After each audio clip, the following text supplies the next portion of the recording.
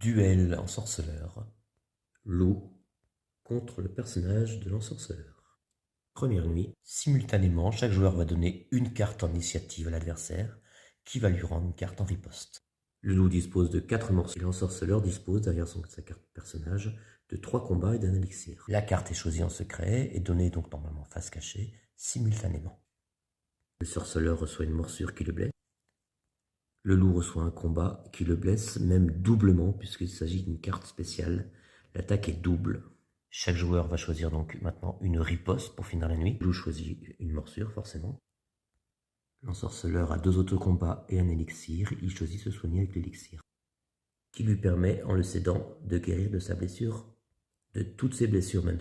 Là, il a une seule blessure, la morsure de loup, qu'il glisse derrière pour la soigner, et qu'il retourne pour l'inactiver. Il s'agit d'une carte spécifique au loup que seul le loup peut donner active.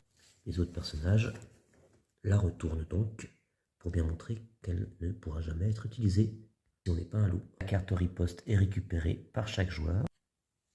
Le sorceleur qui s'était soigné de sa première morsure reçoit une deuxième morsure qui le blesse, donc une blessure. Le loup reçoit un élixir. Il s'agit d'une carte avec étoile.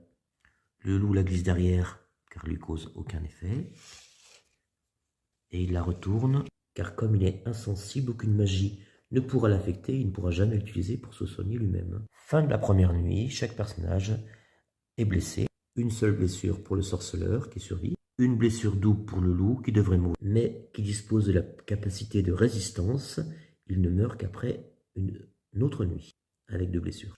Deuxième nuit, voyons qui va gagner. Chacun va donc échanger une carte en initiative et recevoir une carte en riposte. Donc le loup a 2 autres morsures de loup, l'élixir éventuellement, mais il ne veut pas le redonner au sorceleur. Il choisit donc d'attaquer avec une morsure.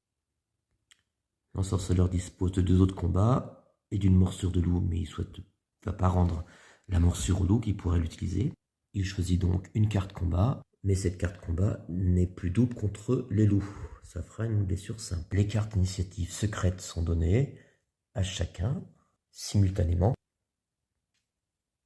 Les 2 personnages commencent à être bien blessés. Il reste la riposte. Fin de la deuxième nuit, chaque personnage finit bien blessé.